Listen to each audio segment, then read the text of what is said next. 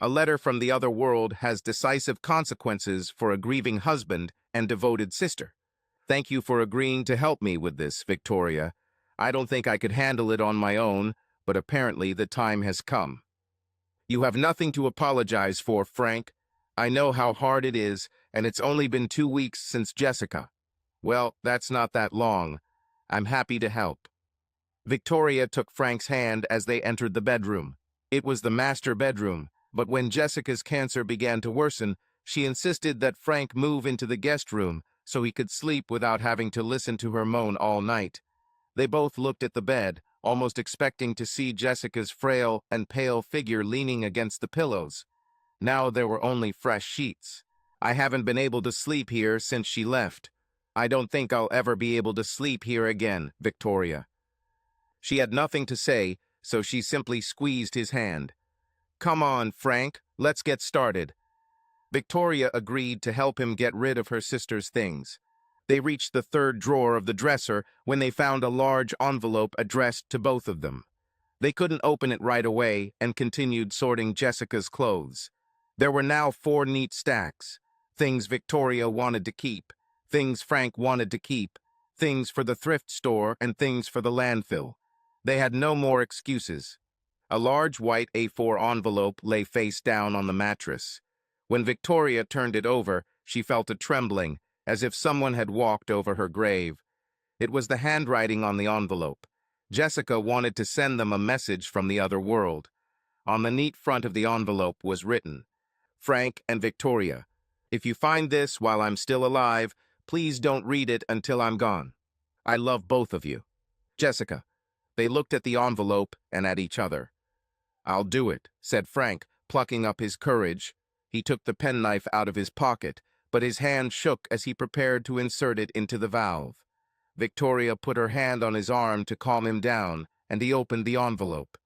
Inside were 2 envelopes, one for each of them, and a cover letter.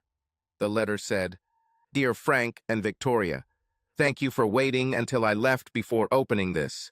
Before you read anything else, I want to remind you that you are the most important people in the world to me, and I would never want to hurt you on purpose. But when you read your letters, you will understand that I did. I must tell you the truth, although it will upset you and change your opinion of me.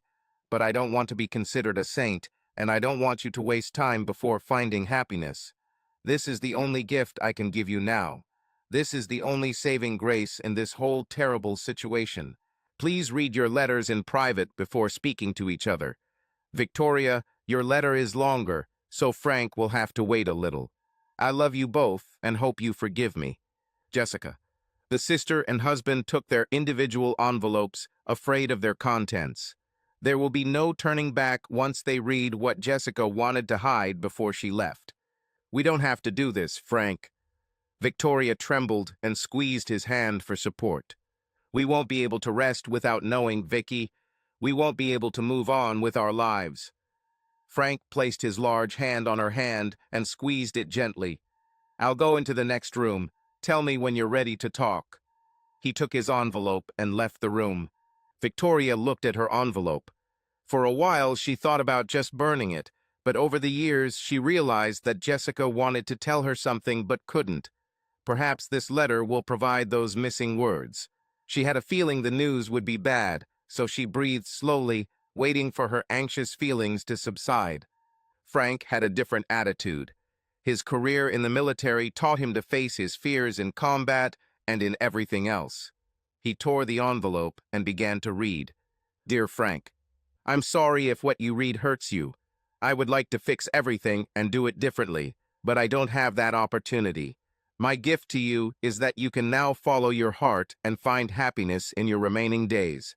This whole mess started 8 years ago when you were on your second tour of duty in Iraq. Things are better now, or at least fairer. But there was no PTSD back then, just Gulf War syndrome, as it was called. It was a stigma, a symptom of those who were unfit for war. While soldiers and their families coped with stress, it was the same as they had coped since the Napoleonic Wars. Be silent, drink too much, argue, and be violent towards yourself and those who tried to help. It doesn't justify what I did, but I hope it explains my unhappiness. We were only together for 2 years, and half of that time you were in the service. I was 23 and you were almost 30, and we were still trying to figure out what our life together meant. If you remember, you returned from that second service withdrawn and taciturn. You couldn't show or receive affection. Love for you was just sex, often rough. I was sorry when you left for duty again, but I was also relieved. Sometimes I didn't know what would be worse, receiving the news of your death or your return. As you know, I don't come from an army family and couldn't trust other army wives to support each other. One of them made a dark joke at morning tea, calling themselves widows in waiting. I didn't want to find solace in enduring the situation. I wanted to get away from her, at least for a while, until I knew if you would come back. I was probably the perfect candidate for an affair. Young, naive, isolated, and desperate for happiness. When he showed up, it was an accident, but I didn't put up much resistance. I'm sorry I didn't appreciate us more, but I was depressed. He didn't have to put in much effort. Just a smile makes me laugh and feel interesting and wanted as a person. I think this was the third time we met and had sex. He just appeared on the threshold. I opened the door, and he was standing there. He didn't have to say anything. We just knew. I let him in, and we went upstairs, and that was the beginning. He had many flaws, as I learned later, but in the beginning he was a skillful and caring lover.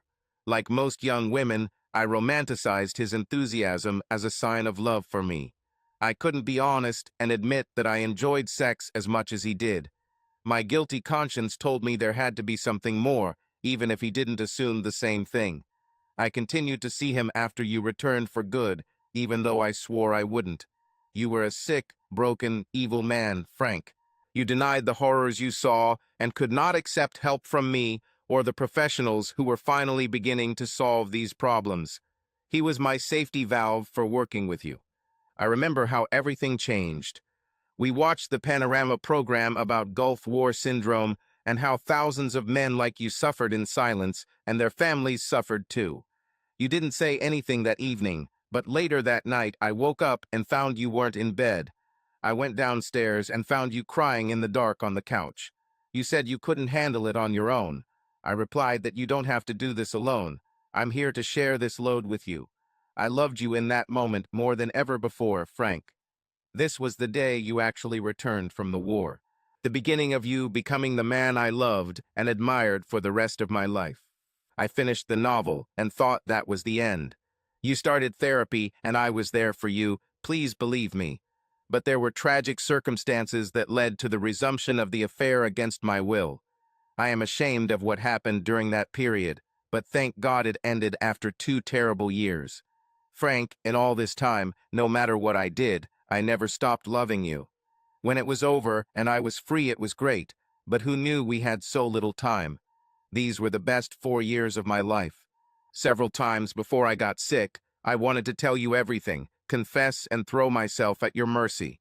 But there are other people we both care about who would be harmed by my selfish desire to clear my conscience. That's why I was silent.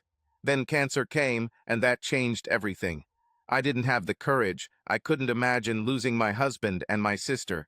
I should have waited until now to make peace with both of you.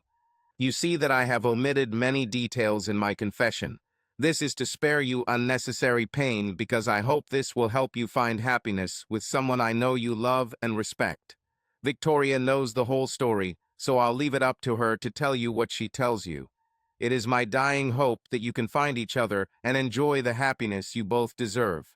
Don't let any feelings of impropriety hold you back. If your feelings for her are mutual, as I think they will be, then you should do your best not to waste time. You have my full blessing, as much as that can be appreciated. I love both of you. Please be happy now. Jessica. Frank's tears fell onto the page, blurring the ink. He carefully placed the pages on the bed. He thought he should be angry, but what he felt was a deep sense of relief.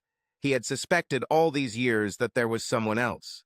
At the time, his initial reaction was anger and jealousy, but he couldn't confront her about it. He couldn't handle the overwhelming evidence of Jessica's cheating because he was afraid she would leave him.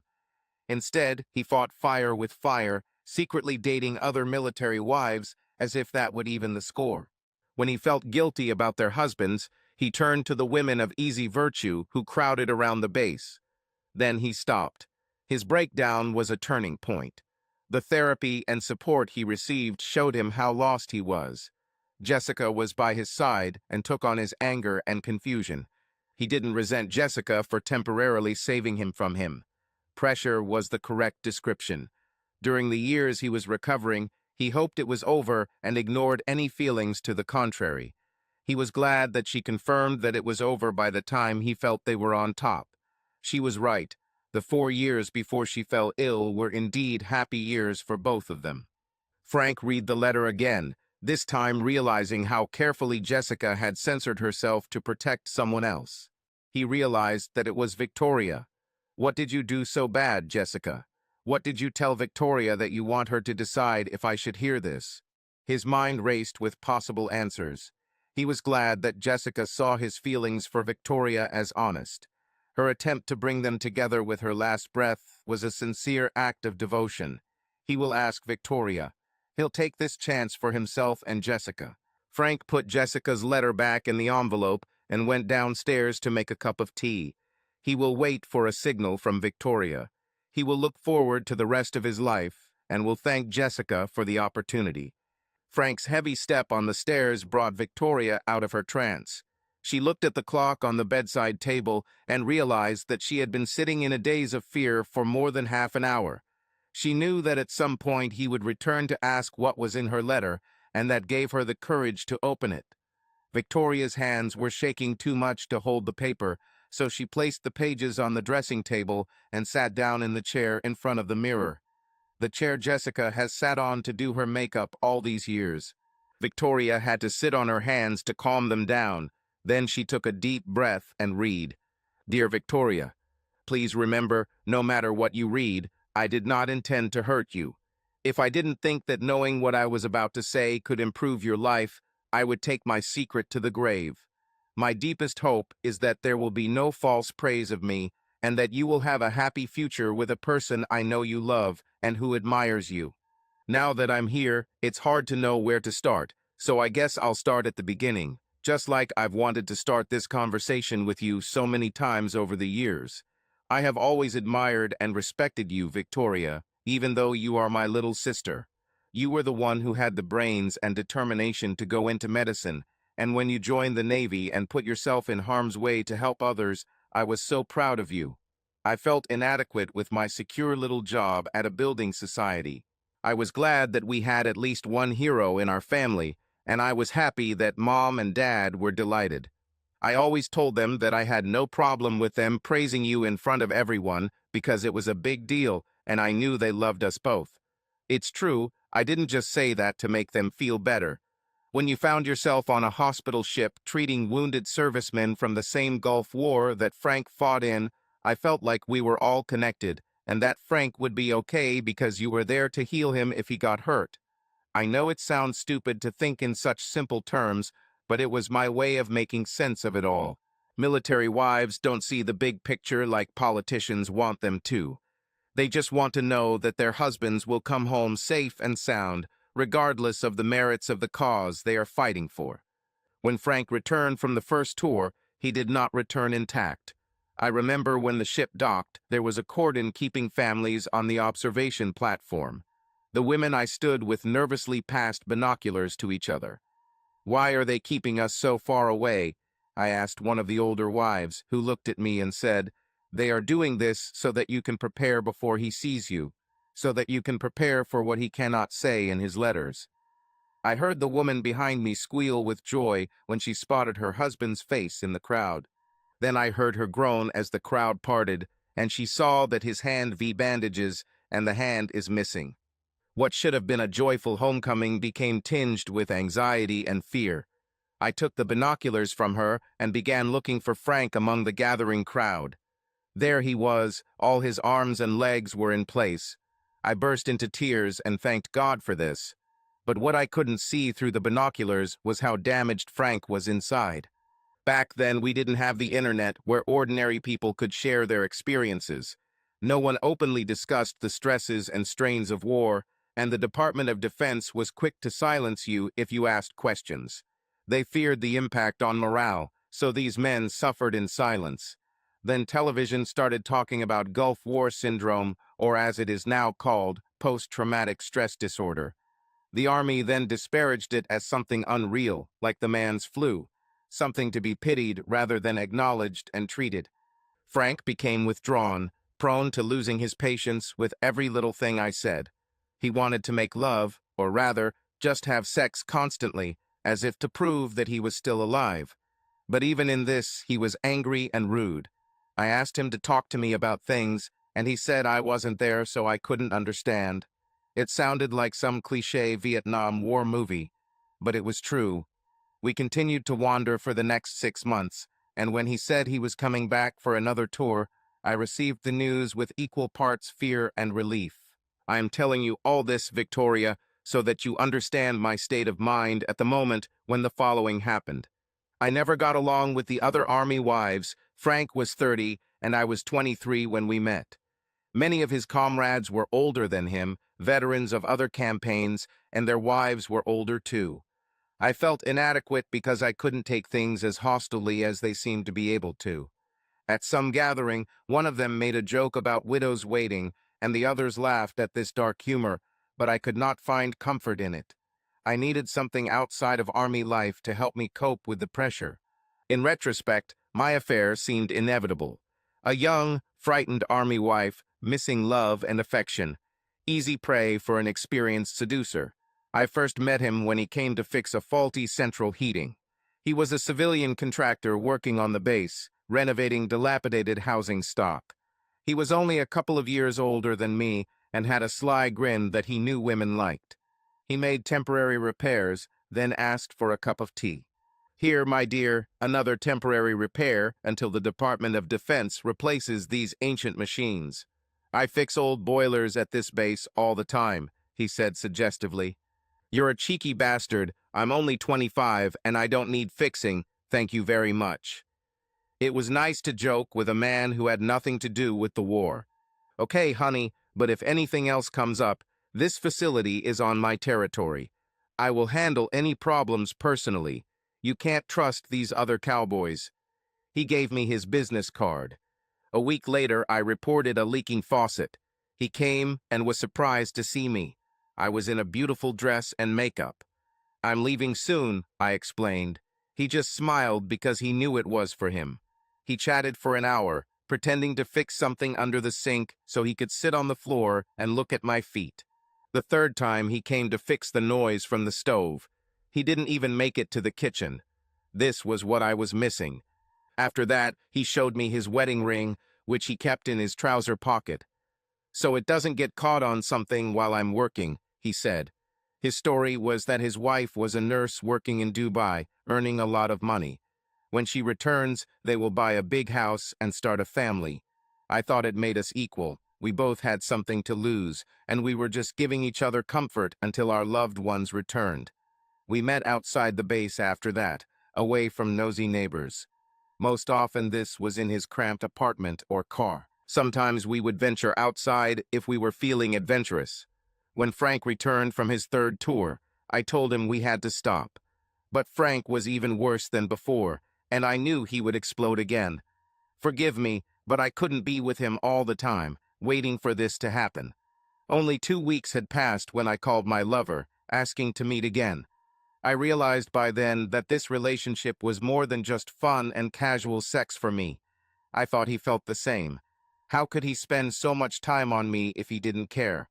I knew he enjoyed us dating behind Frank's back, but I could tell he was uncomfortable when I started getting serious about him. When he announced 2 months later that he was being transferred to another base because his team was preparing another Department of Defense facility for military personnel returning from the Gulf, I was sad, but he was relieved. In retrospect, I was glad that circumstances ended the relationship because I didn't have the courage to do it myself. Shortly after he left, a crisis event occurred and Frank completely broke down. This time, professional help was available and families felt part of the solution. I dedicated myself to making Frank a better person. I was glad to play a role in his rehabilitation and grateful that life wasn't complicated by what could have been a messy ending to the affair. You also returned from tour and lived at the base near Portsmouth. I remember how excited I was to see you again and how supportive you were in helping Frank deal with his problems. You said you saw so much of this in the service. I was so happy when you said you started dating someone, but I didn't want to tell you too much for fear of jinxing it. About 6 months later, you both came to visit us. I have replayed this day in my head many times over the years. We have recently moved into new Ministry of Defense housing near Aldershot. You came to our door, and I joyfully greeted you. You couldn't wait to tell me you were engaged, and your fiancé brought us a housewarming gift from the car. We hugged, and I looked over your shoulder and saw him. Then the world stopped. Yes, your fiancé James was the same man I had an affair with for almost 18 months. He looked shocked to see me, then a big smile appeared on his face. He had hidden it by the time you introduced me, but I was speechless from my heartbeat. What a terrible accident. It was almost 2 hours before I could steal a few words with him alone. I said it was a terrible coincidence and begged him not to tell you or Frank anything, and that we should just be polite and stay away from each other. James just laughed and said it was nonsense. It's fate and luck. He joked that he had always wanted two sisters and that maybe we could work something out once we got to know each other better. I was terrified, and then I remembered my wife abroad and threatened that I would expose him if he didn't leave you alone. He laughed.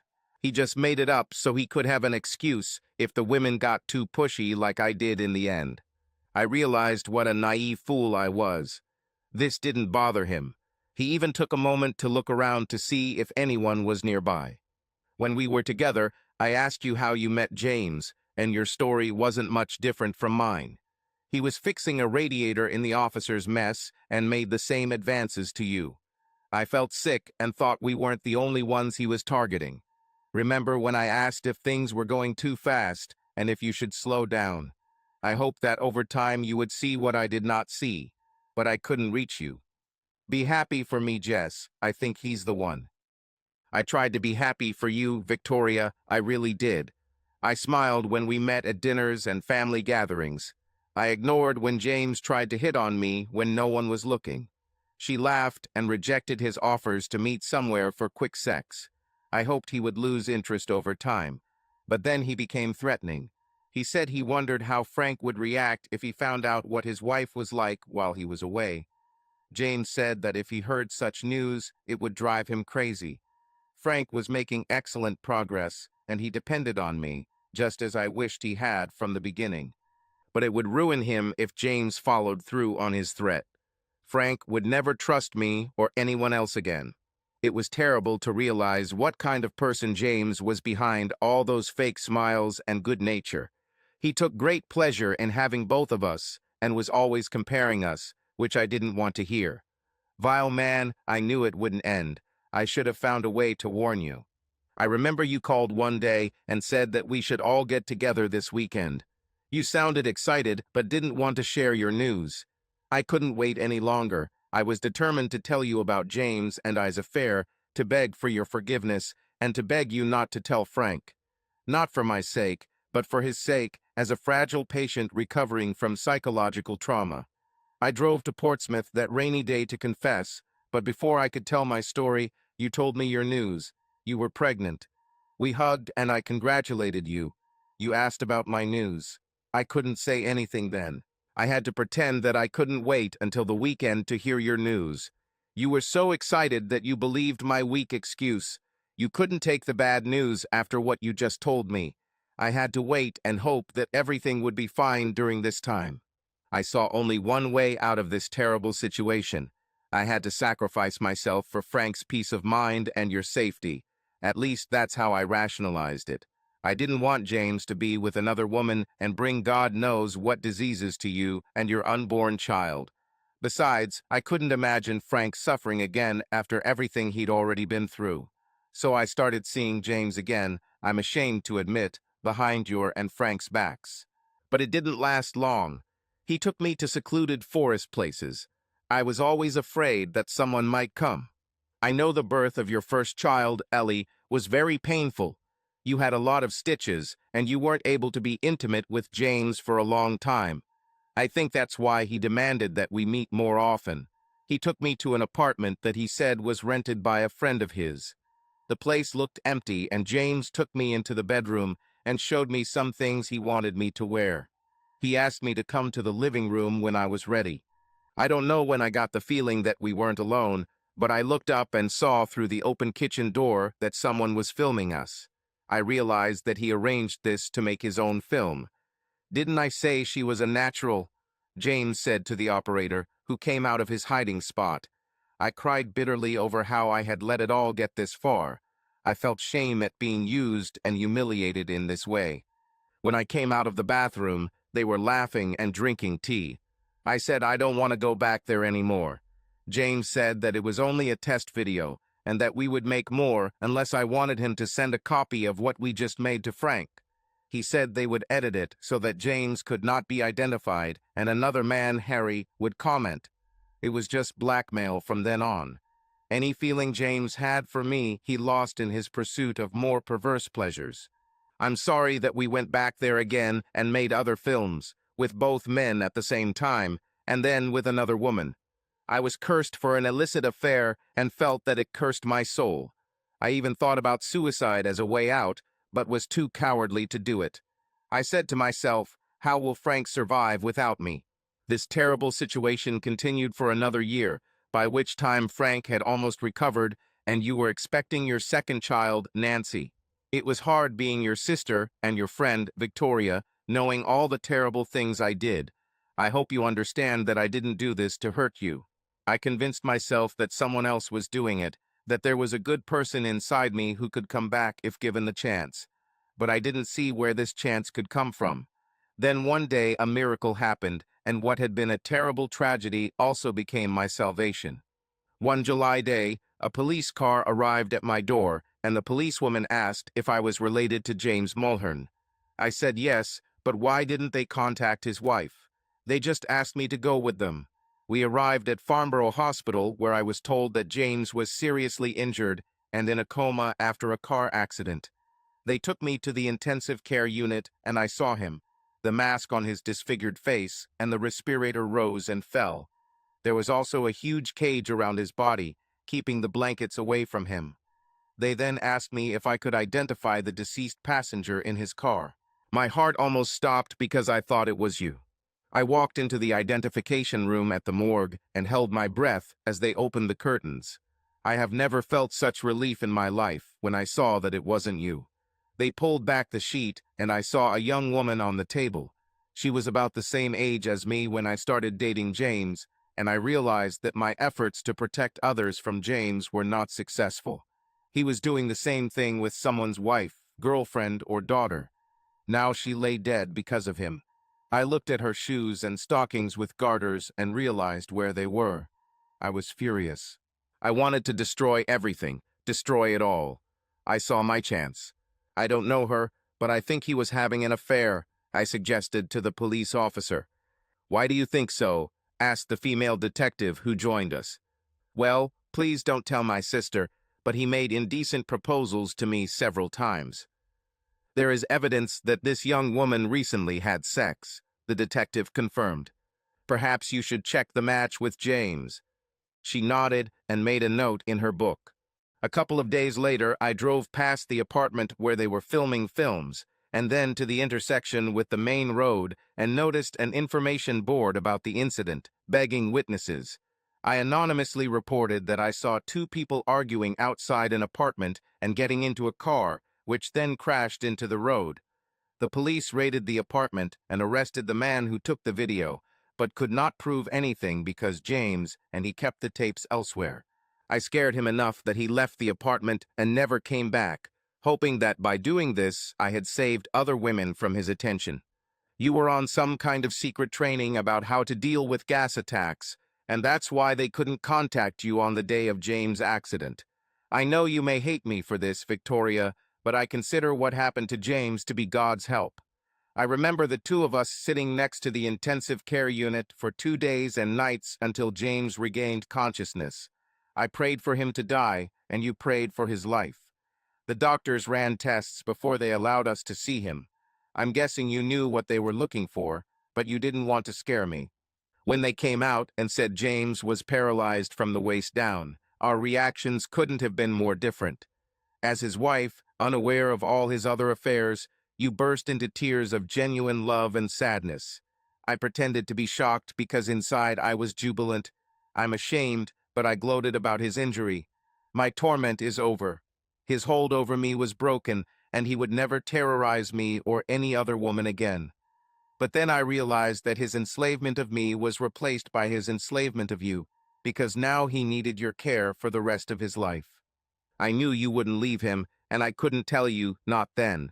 This evil and unworthy man would receive the love and attention of his unsuspecting wife. I was so sorry that it would have kept you with him for the rest of his life. While you went to tell Mom and Dad the news that he was still alive, I stayed in the room with him. She leaned over him and said that the young girl was dead, and that soon he would wish that he too would die in that car with her. I was the first to tell him that he was paralyzed from the waist down. I told him I would do everything I could to convince you to put him in a nursing home and leave him there to rot. She said that I would tell you about our novel, not the first one. She said that he took the photos to blackmail me for further meetings. James said you won't believe me, then remembered that I had asked for some photos as souvenirs of our adventures. He never thought that I could use them against him, so he willingly gave them to me. But now he has provided his own evidence to support my story. She asked if he wanted to talk to Frank about what it was like to have two sisters at the same time. James started crying, but I continued to throw every painful thing at him. I was out of breath by the end. Finally, I asked him what it was like to be blackmailed and intimidated like he did to me. He recoiled from my anger and the hatred in my eyes. He even apologized insincerely for all this. He said that he just got carried away and would never carry out his threats. I didn't believe him, and he knew it. But I offered him a deal for the sake of you and the children. I said as long as he doesn't be a jerk to you during his rehab, I'll leave him alone. I kept my word longer than he did, because in less than 6 months James was making your life hell again, Victoria. You were struggling with 2 small children and the pressure of being the sole breadwinner. Doctors found traces of a controlled substance when he was brought in after the accident, which violated the terms of his insurance. There was no payment for the accident. In addition, a criminal case was opened on charges of manslaughter for the death of his young passenger. I nearly jumped up in court when the judge acquitted him for lack of evidence, saying it would be wrong to separate James from his family after such severe injuries. What about that poor girl's family? You'd be better off in prison without him. He brought all this horror on you and did not help. I saw how you fought to get through it all, and I knew I couldn't let you suffer anymore, so I did something. James has always had a very high sexual appetite. I'm sure you suspected that he was getting his needs met elsewhere, especially when you were pregnant. I'm ashamed to admit, but I was the source of his satisfaction. Either way, without the ability to have sex now, I knew James would think life wasn't worth living. He didn't care how you and the children felt. If he couldn't satisfy himself, nothing else mattered. That's why I provoked him. But I never let him touch me ever. There was no reward for him. He was dead, lifeless, and this realization made him cry. But my heart was hard, and my revenge had to be as cruel as his exploitation of me. I saw the pitiful look in his eyes and made suggestions. If you want to leave to finish everything, James, I can help you. I can do it painlessly. I was like a drop of water on a stone every day. I only hoped he would give in before you cracked under the pressure of trying to keep everything in order. One day, he asked me to bring him some strong pills. I still had the ones left over from when Frank was heavily medicated, and I had to keep an eye on them to make sure he didn't do something stupid. But I thought it would come back to me, or worse, to you, since you're a nurse. So I bought paracetamol, many different brands, and gave him packets of some of the pills I had missed. I wanted to pretend that he had been collecting them for some time. In addition, I bought another bottle of whiskey, which we gave him for his birthday, since there was some left in the first one. He could have hidden this bottle to do this, but he spent weeks gathering the courage to do the right thing. Then you collapsed at work with a dangerous stomach ulcer, and they kept you in the hospital for 48 hours for observation. I took your kids over for the night and saw them feel guilty and grateful for not spending time with James.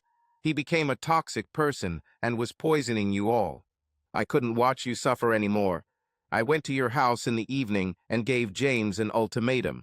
I asked if he wanted to see you dead and your children orphans. Threatened that since Frank and I were the children's godparents, we would do everything possible to make sure he never saw them again. She said that if there was even a drop of humanity left in him, he must die so that you could live. He had to find his courage before you returned from the hospital. I put the bag of whiskey on his table and left. The next morning, I went to your house before picking you up from the hospital, under the pretext of bringing fresh clothes. I found James dead in his chair. He left a note, a few incoherent lines that explained little and did not contain a drop of remorse. So I took it. I called the police and reported his death. Told 2 officers that James had been depressed for a long time. They put together the evidence I left behind. When they said it looked like he'd been collecting the pills for a while, I couldn't help but smile. I told them that I often felt that my bag had been touched when I came into the house. Perhaps he took some from me. They called the coroner, who took James' body.